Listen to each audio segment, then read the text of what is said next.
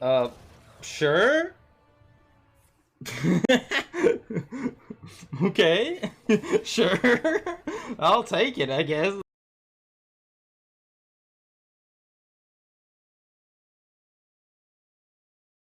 Hey everyone, it's Flying Kraken here, and I'm back today with another deck tech and gameplay video for everyone. It is a really fun deck. It's Buff Paladin, a little unique, more proactive take on the deck.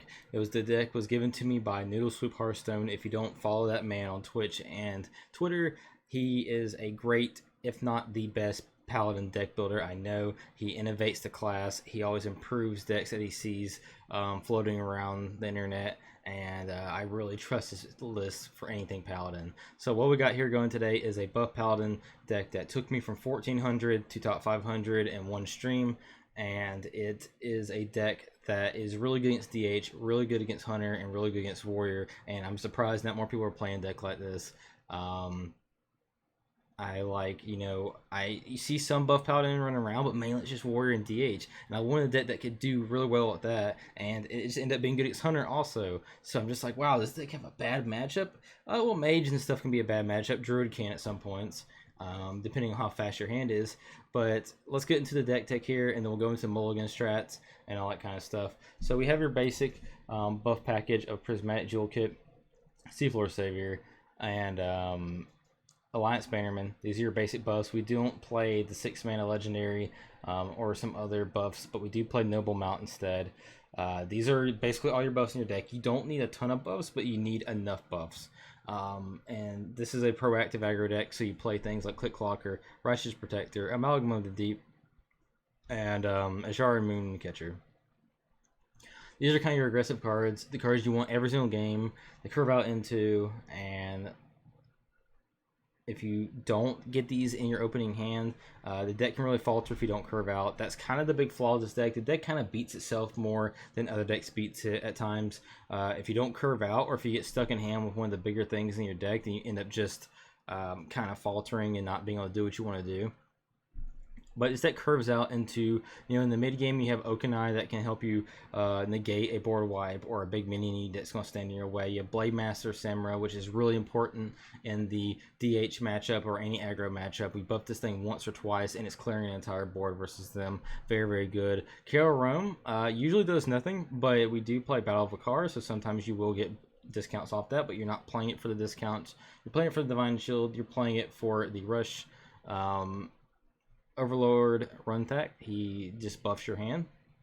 Forgot to mention with the buff cards, he is a buff card, and he is just way to keep tempo while buffing what cards you have in your hand. Once again, I want to say you're not trying to fill your hand with 10 cards every single turn like some buff decks. This is an aggro deck. This is a deck that's just trying to buff 3, 4, or 5 cards in hand at a time while being proactive at the same time.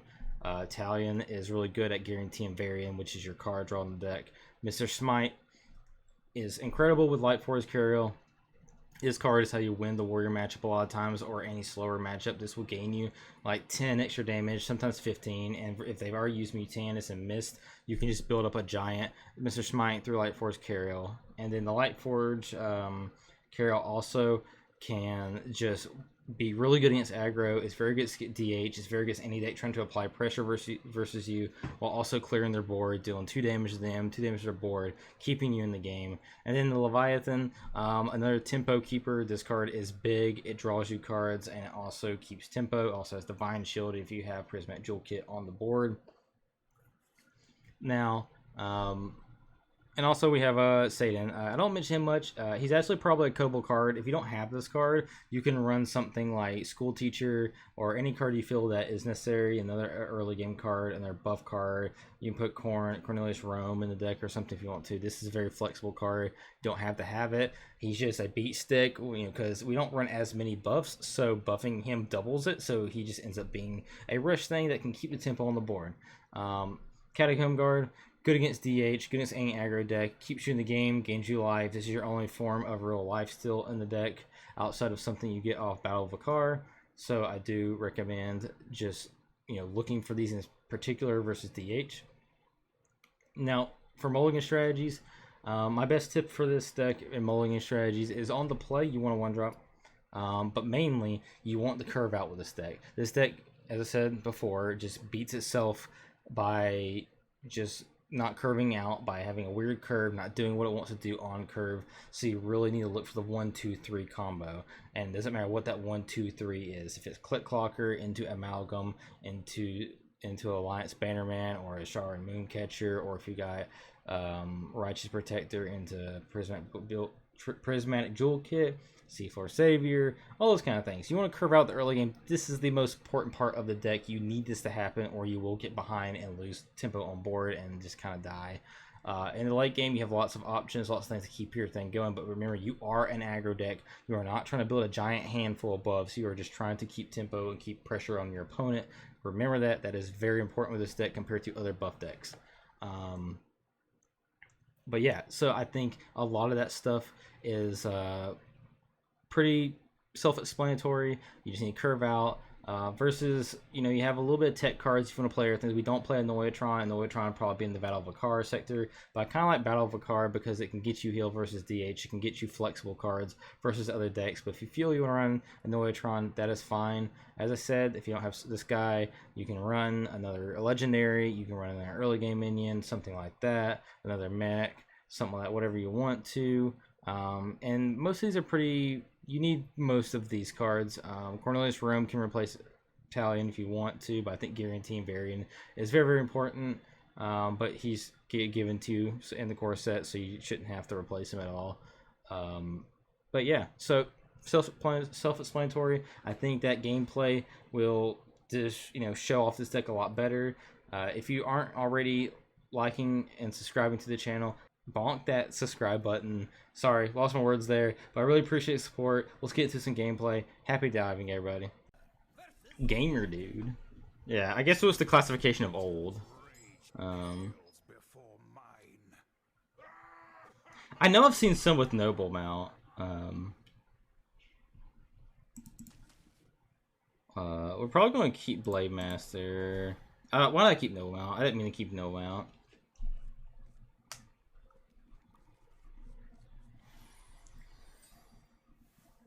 I know they, like, he made the ban, like, he made the ban in between, like in between him being fired or from moving on from WWE his first time around or whatever, before he returned. And then once he returned, he did that kind of stuff. Because I know they had a... I remember when Take the Bump was telling me about them, he said that they had been around for a little bit.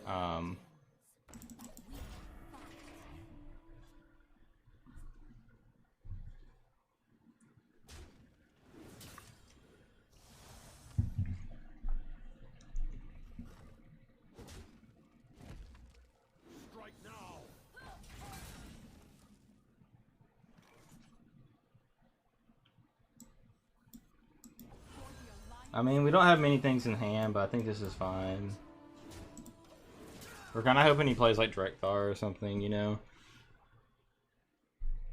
They starting 2-10s? Yeah, no. I don't know. If I remember... Yeah, we're not listening to them. These songs are too... There's no Red Hot Chili Peppers, though. Chili Peppers, though. Yeah, they would sound like... Well, I think it's that's when they hit their, like, getting popular or whatever. Like, I don't think Fozzy really became any near popular before then. They just had a couple of albums that that they made or whatever, right? So... Having 6-6 is pretty good, so... We don't really have a...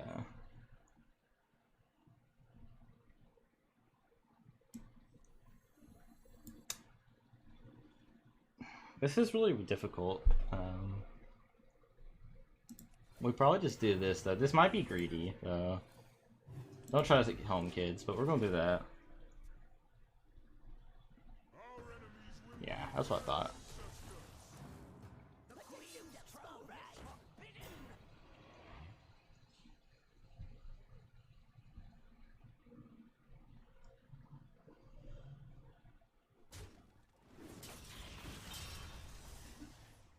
Interesting. I guess it does kill everything, I guess. No, it doesn't. It leaves a 1/1, so.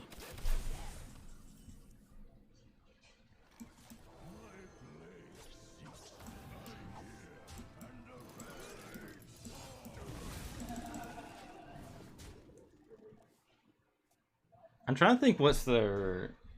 I'm gonna look at Fozzie right now.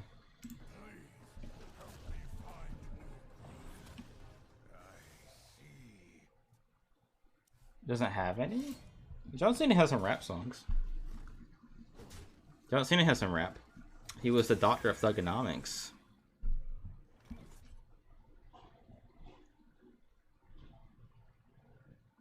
I mean, it's old, and I don't know if you can find it. But he was a rapper. So.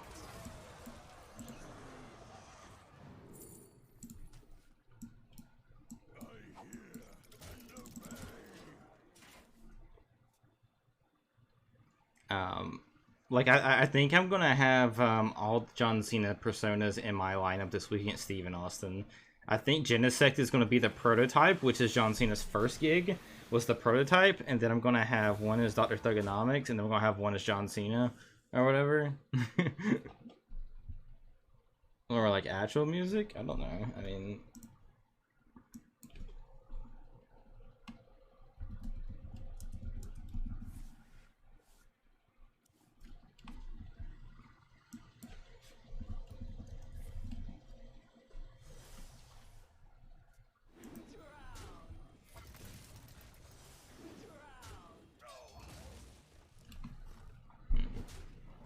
One time.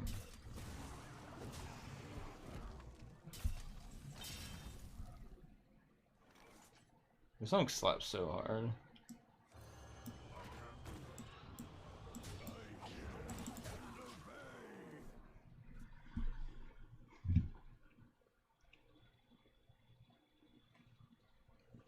Isn't there absolutely juiced up? We all know the real talent of W is was much man rap and Spider-Man. Yeah, basically.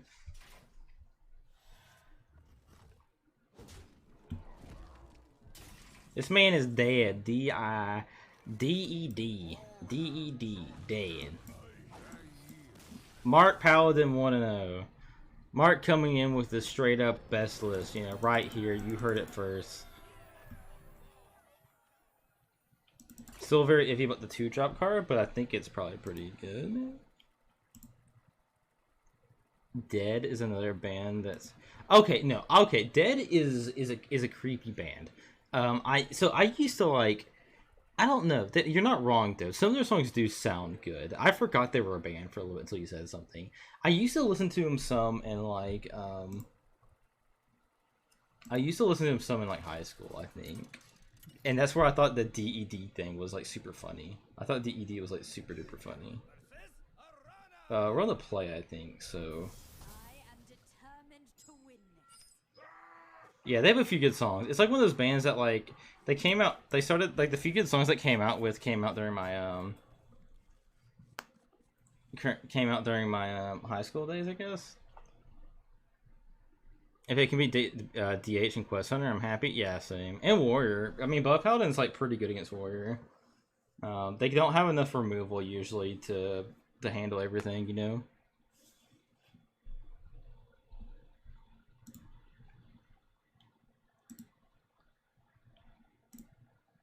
Impossible.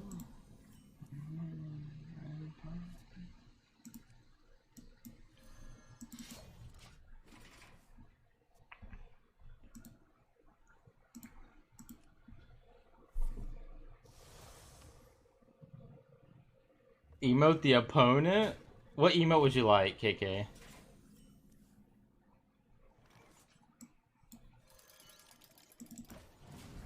What's up, KK?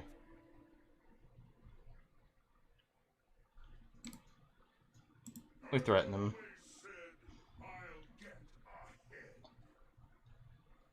Yeah. Well played.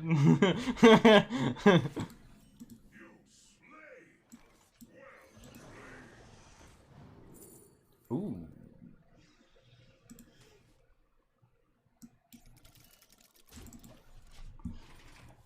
That's pretty good. Is he direct throwing here? Bro, I don't give a doggone thing about your direct thrower.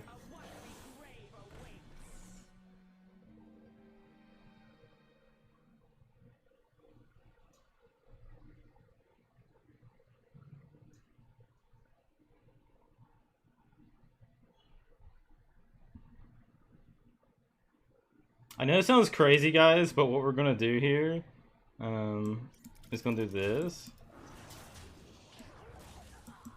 and do this. It sounds like a little greedy. I know, it's kind of a little greedy here. Captain the Wreath and the Follower. But we're doing this to get all our buffs. Double bubble, double bump bubble. Yeah. Because he's gonna have to do stuff like this.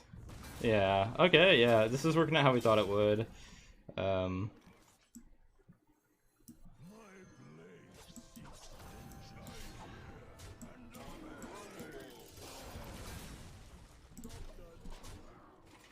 The question: what song would be skipped from a request?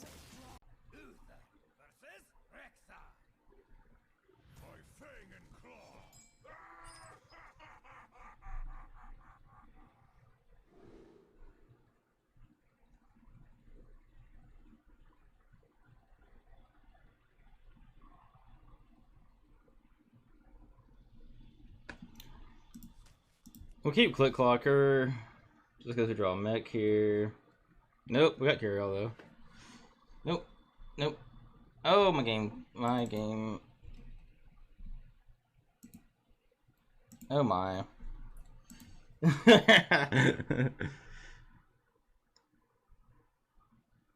Ah! Octopus Balloon? Oh, dude, Octopus Balloon's great. Oh my goodness, that's my bad, guys. I really didn't need that happen, but...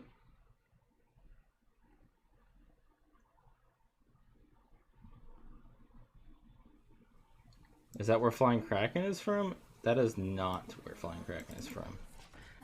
But, I wish it was. It might be partial reason.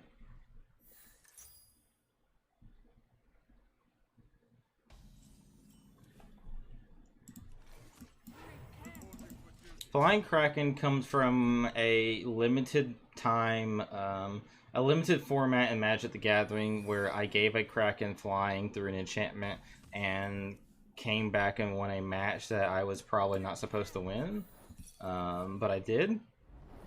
And then from then on out in the pro Magic scene, I was known as the Kraken because I beat a couple of top 10 Magic the Gathering players on stream on Twitch when I was a nobody, and the Kraken was like taking down the big ship. So people started calling me the Kraken. So when I made a Twitch account, I was like, oh, I made that Flying Kraken that one time, and I don't really want to be called just Kraken. I'd like to have something added onto it. So flying's kind of cool, you know.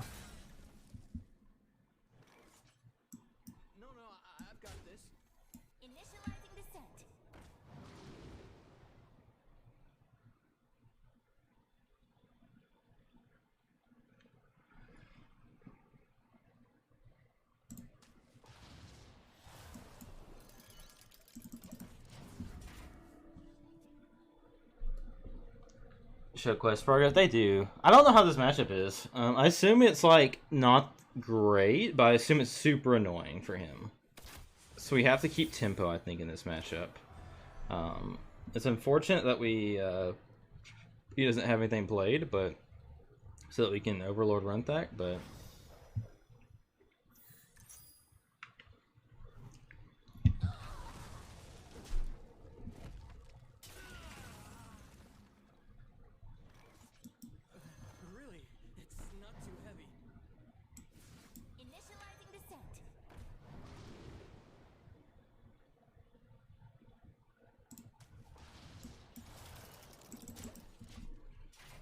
I'm gonna go ahead and get the smite because we just want burst damage, and we can't have smite being in the bottom 3 cards after our second dredge. Outside of the only thing we left have is Leviathan, so.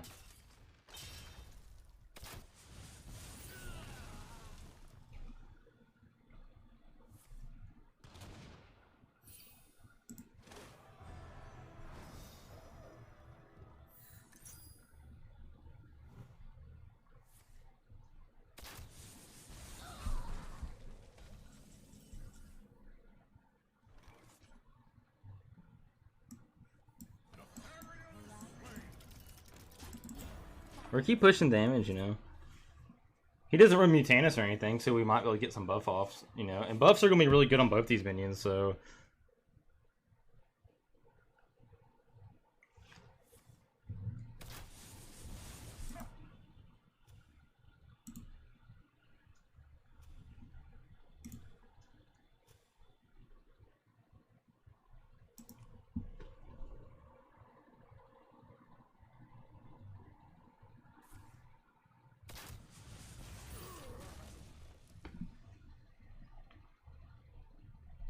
We get to play our Lightforge Carriel next turn.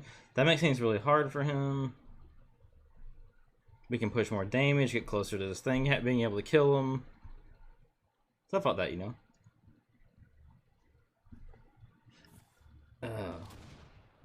Quick shot, so he's going to have Tavish now. Okay, well, he's got Tavish. We're going to push some damage. Actually... Ooh. That's actually super kind of nutty.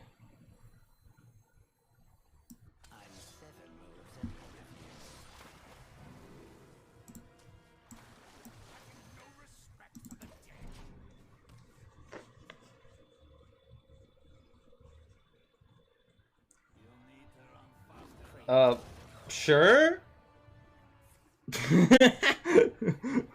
Okay, sure. I'll take it, I guess. Like, I mean, I don't know what he thought I picked, but. Good night, Kraken. Good night, chat. Have a good rest stream. Thank you, Sam. Good. Have a good night's sleep. Blastoise. Well, he's playing Druid again, so that's awesome thing for him.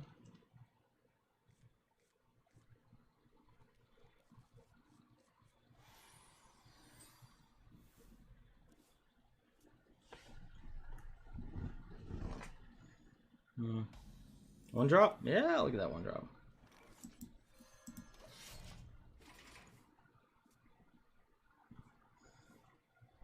The seafloor here. Don't really need to use the coin. I like keeping the coin with this deck because we do play like some bigger dudes.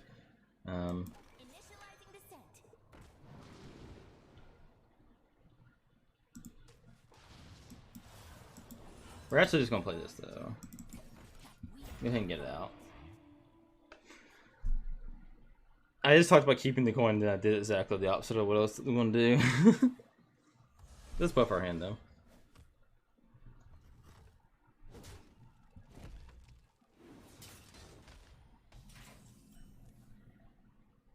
Love the Wolfram. What's up, Wolfram? How you doing, man? Yeah, I'm trying to grow it out some, Wolfram. I was asking around. I asked some people. I mean, my mom's a hairdresser, so I asked my mom. I was like, "Mom, do you think I'd look all right with some facial hair?" And she was like, "You know, yeah, sure. We can try it out, though." And I was like, "Sure." Then I asked some of my lady friends. I was like, "What do you think?" And I had 2 yeses and 1 no, so I guess that was a overall vote. So we're keeping it for right now. Ooh. Bubble bot could be cool. What have you been up to, man?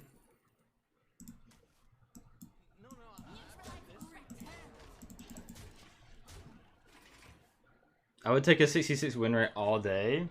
Hey, this is Buff Paladin's been pretty good. Oh, not the spammy. Buff Paladin's been pretty good to us.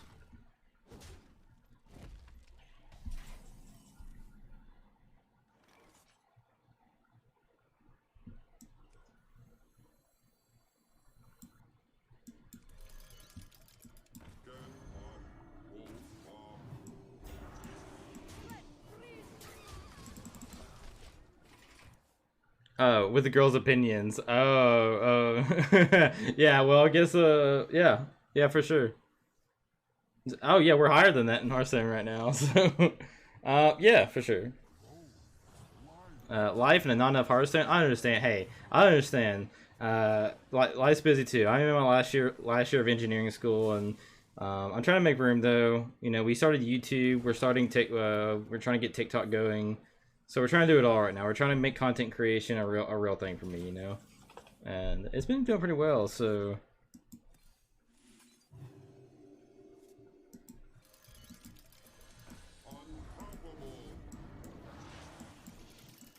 we should be able to push enough damage that hopefully Smite kills him eventually. So.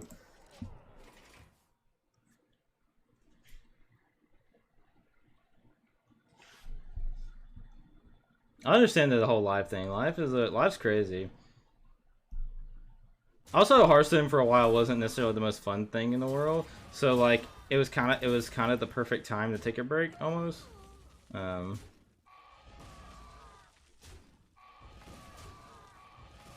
um, oh, it could be bad though. Skip Man Saver is bad, so